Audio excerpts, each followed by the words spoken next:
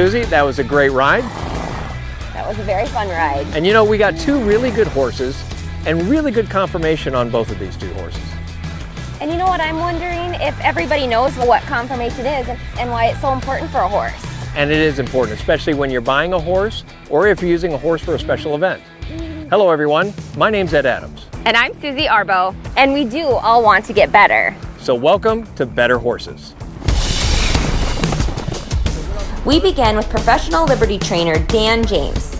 Dan's famous horses and elite horsemanship is in high demand. We continue his 3-part series on how to transition from the ridden horse to the Liberty horse. And next, Dana Hokana from California is one of the top female trainers in the quarter horse industry today. She'll talk about finishing a horse, body control, and collection. Craig Cameron, one of this country's most recognized horsemen and clinicians, resumes his 3-part series in the conformation of the horse. And finally, we ride down to Mosta Ranch in Arizona as legendary trainer Al Dunning, leader in the horse industry for over 40 years, he's going to break down the benefits of preparing your horse for a halter.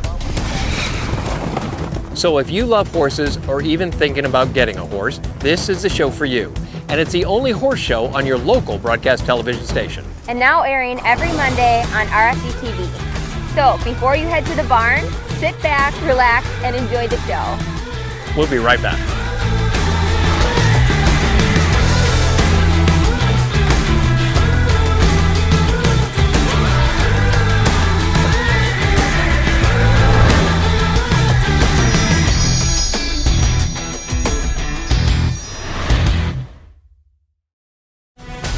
In 1956, the Pinto Horse Association of America was formed to welcome all types of equines and maintain their show records and pedigrees. PTHA currently has over 88,000 members with 157,000 registered Pintos. There are currently 3 separate registries: the Color Registry, the Solid Registry, and the Long Ear Registry. We welcome all levels of competition within a family-friendly environment.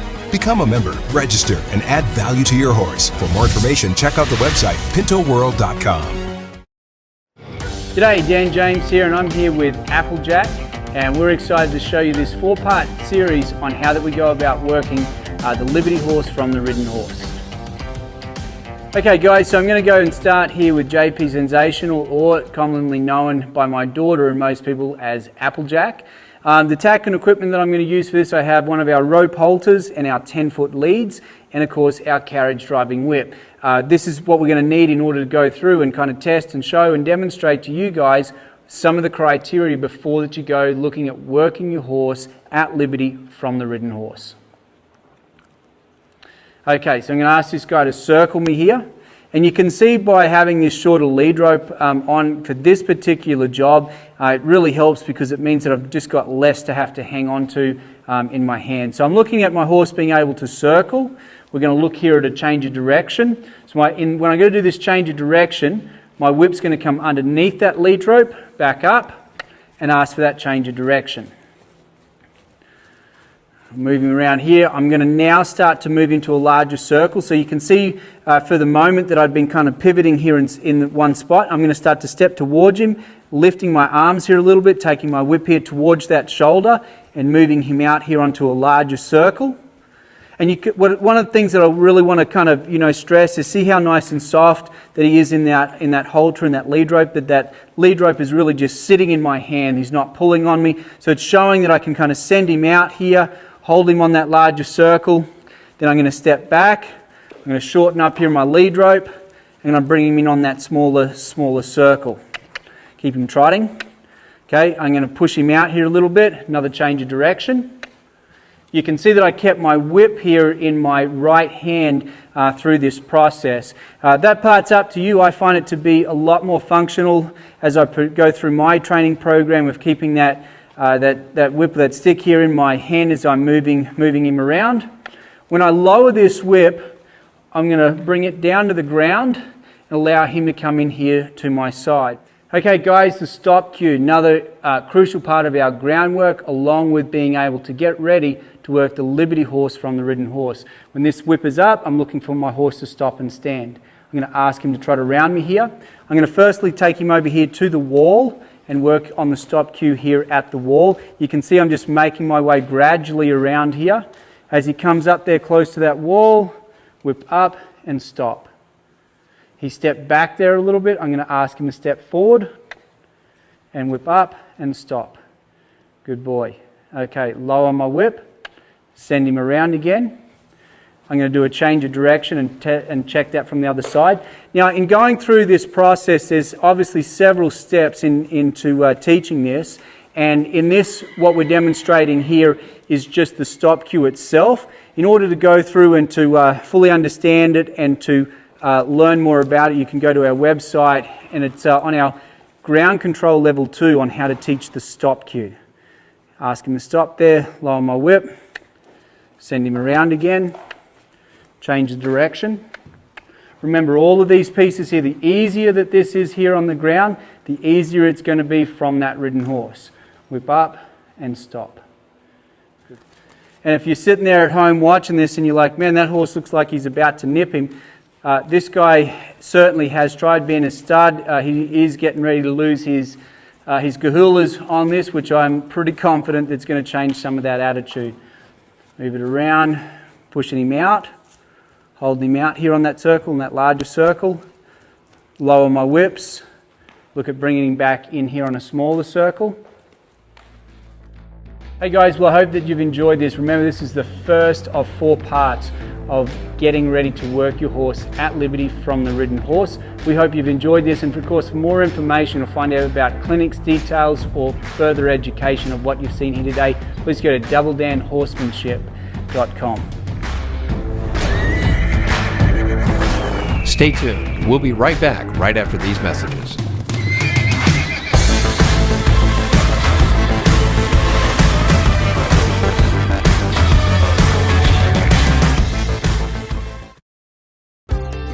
So basically, I spent a week going in and out of, I think, every tractor dealership in Southwest Missouri. Went to Heritage Tractor, basically told them what we wanted, what we were going to use it for. It was a great experience all around, quick in and out. Tractor was here that day. We're just a small business. That tractor was a big financial decision for us. We got the price we wanted. We got a better tractor than we expected. We'd be lost without it at this point. So if you're shopping, definitely go John Deere and the guys at Heritage. We're here for the hardworking, the resilient. We're for the people who measure their days by what needs to get done, not by hours. Where kids learn responsibility at a young age and generations work side by side. Where work doesn't pause for holidays or bad weather. It just gets harder. Where value and hard work means more than the clothes you wear. We're Kleinschmidt's Western Store, Higginsville, Missouri. What do you get when you bring together one of the biggest names in veterinary medicine with one of the most caring and committed teams of horse health experts in the industry? You get a vaccine portfolio known for its quality and safety, a pharmaceutical line you can rely on to help manage pain and support performance. You get the products, programs, and people of Merck Animal Health. Hi, I'm Dana Hokana. I'm here with Kelly next, one of my favorite clients and friends, and her mare Lily. So we're recapping what we've learned and how we're going to finish a horse. Because everybody wants to know how you finish a horse. So this mare Lily has learned a lot, and now Kelly is putting the finishing touches on her. She keeps her at home, does it herself, and she's needing those last, that last 20%, right? And so let's just recap. Because all of these phases of her training, we're going to have to maintain and go back to and go back to and go back to. And that's part of the value of putting a good foundation on a horse. You can go back to that foundation, go back to that moment. So we start with body control. We layer the ability to take her face, take her here or there, body control. We then use our exercises that we've learned and all that body control to collect and balance her, right? Mm-hmm. Balance her between the reins, have her lift and flow when you lope, have a frame, a headset, get her face. We balance her and collect her. Then we refine that Is she running off, leaving? Is she staying? Is she locking in? Is she staying in a gear? Is she being obedient? And we refine it paying attention to, is she willing to your leg? Is she mad at your leg? Is she uncomfortable somewhere? Is she out of balance? So we teach body control to great depth. We then take body control and we balance and collect our horse with it. Then we very carefully pay attention to where we're at and what we've done with them, right? Mm-hmm. Then with your horses, you started putting them in a bridle. And through all that body control and all that exercise, we would do circles, rectangles, counter canters, squares, whatever you want to do, straight lines. Then you want your horses in the bridle, one-handed in a shank bridle. So we start teaching them the message of an indirect rein pull or neck reining, right? We start teaching them how the shank bridle connects to the interior of the horse's mouth and has a totally different signal mechanism, how to use your hands with that shank bridle, okay? Now then, the next thing we're trying to do, that I believe you're trying to do, is you're trying to now teach guide and neck rein and set your speed, right? Yeah. Setting that speed is important, which that really was starting to go in step 2 or step 3. And that's why we can go back to step 2 or step 3 and make sure we didn't miss that point, that when we jog, they're to lock in and stay at the speed we tell them. And through all that collection and then maintaining their acceptance, we dealt with transitions, which transitions are a finishing kind of a exercise that can be really difficult for some horses, right? And difficult for you. Putting in the bridle, managing transitions, riding one-handed, teaching her to guide. And now one of our last couple steps is to teach her to stay or to have self-carriage, right? That you can put your hand down and on a loose rein, she doesn't feel the need to roar off. And I think that's really where we've been at a lot. Yeah. But I have a question. So I always wonder at home when I'm riding and I go to move her over off, right. Use my legs, whether I use them both to collect her or I use one to move her hip. I always have to pick up on my reins and hold, so I wonder in the future when I have slack in my reins, how am I going to be able to apply my legs without her going forward? Exactly. And that's maybe a piece that you training her at home, had she been trained here, I would have put on her. And maybe that was a lot or above you, or we've been just still focusing on maybe 1, 2, 3, and 4 of those steps. But that is part of that leg control. That's next. That leg doesn't mean go always, but it can mean go. Leg can mean move over, lift up, slow down. You need to be able to put your legs on her and have her respond to your cues without shooting out the door, right? And one thing that's been an issue for you is you've spent a lot of your life riding with your legs stuck out like this. When a horse challenges me and does not want me to put my leg on them, I often spend the time needed to be able to put my leg on them. Like your leg needs to be just another part of her daily workout in life. So good question, and that I think needs to be where we start next. Do you know what I mean? Yes. That we need to we need to incorporate the demand for self-carriage and stay and some leg control, right? Good. So that's kind of the progression of making a horse. Yeah, right? all the pieces, all that you all just put said together was all coming together for me. Right. I hope you enjoyed that training tip, and I know that there's good information that can help you and your horse to be the best you can be. Please check out my website at hokana.com. You're watching Better Horses, raising your horse experience.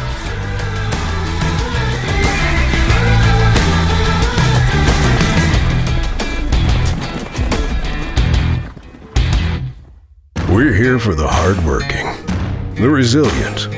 We're for the people who measure their days by what needs to get done, not by hours. Where kids learn responsibility at a young age and generations work side by side. Where work doesn't pause for holidays or bad weather. It just gets harder. Where value and hard work means more than the clothes you wear. We're Kleinschmidt's Western Store, Higginsville, Missouri. It's time to go with United Mosquito and Fly Control's premier fly system for fly control in your barn, providing relief for horses from the stress of fighting flies, and also makes a barn more pleasant for everyone in the barn. Easy, effective, and safe. With United Mosquito and Fly Control, we provide a full service. You as the barn owner don't have to do anything. We go everywhere and take care of everything with our friendly fast service. Call today at 913-558-3814 or email Paul at unitedmosquito.com. In 1956, the Pinto Horse Association of America was formed to welcome all types of equines and maintain their show records and pedigrees. PTHA currently has over 88,000 members with 157,000 registered pintos. There are currently 3 separate registries: the Color Registry, the Solid Registry, and the Long Ear Registry. We welcome all levels of competition within a family-friendly environment. Become a member, register, and add value to your horse. For more information, check out the website pintoworld.com. Craig Cameron here. Now I'm going to go here to the withers. The withers is kind of important, and it's one of the last things to really develop on the horse. You won't see a lot of colts with a big withers. I think nature made it that way, so it'd be easier to get out of that birth canal right there. So these withers here become really important because that's what's going to hold your saddle in place with the withers. So this horse has a pretty good withers, and it's not bad at all. You can actually see it. That saddle's going to sit, the peak of the saddle. I like to sit right on the peak of the withers and then back here, not interfering with his shoulders. But he has a fairly good withers to hold that saddle in place.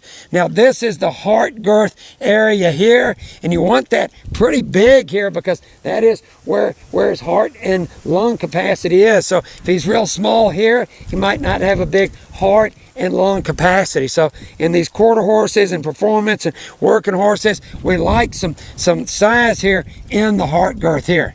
Now we talk about the back here. The back, to me, I like to see a horse that as soon as it goes down, it immediately goes kind of right back up. There's not a flat spot in here.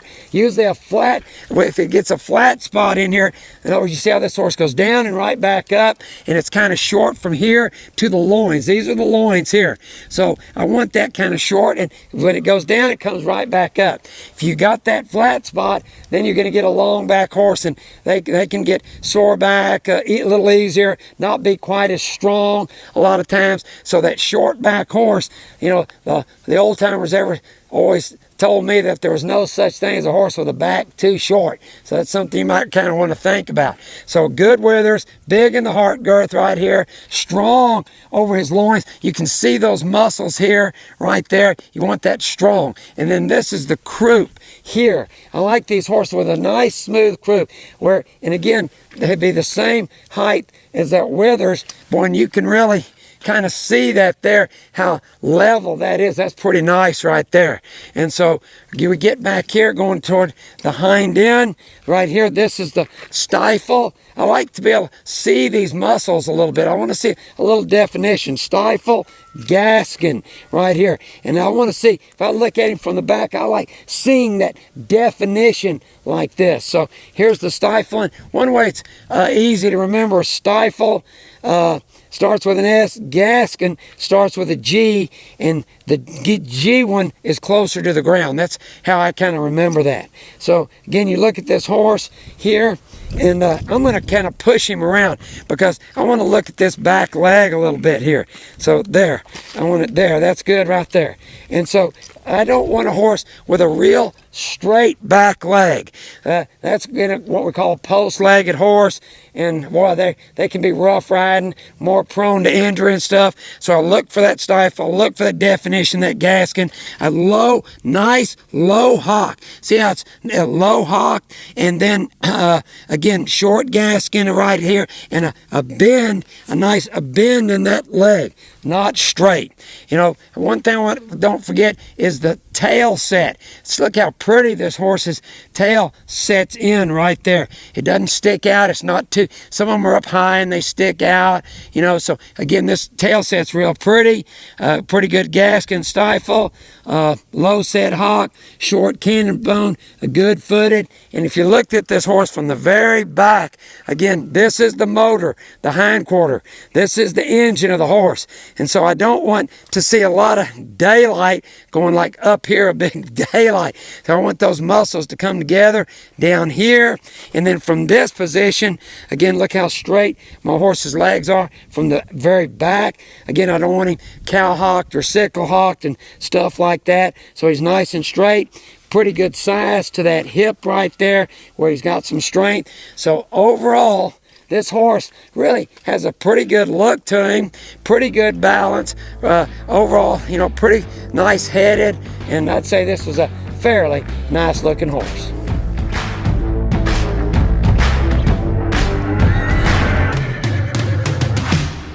Closed captioning has been brought to you by Lina Weaver and Flat Tail Ranch.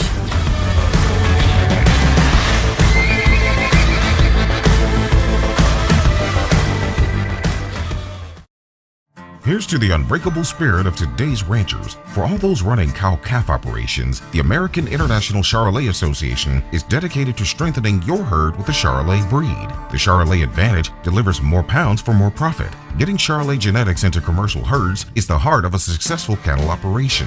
White hides bring an inherited benefit to commercial herds, providing advantages of growth and feedlot efficiency. It's white gold. For more information, go to CharolaisUSA.com.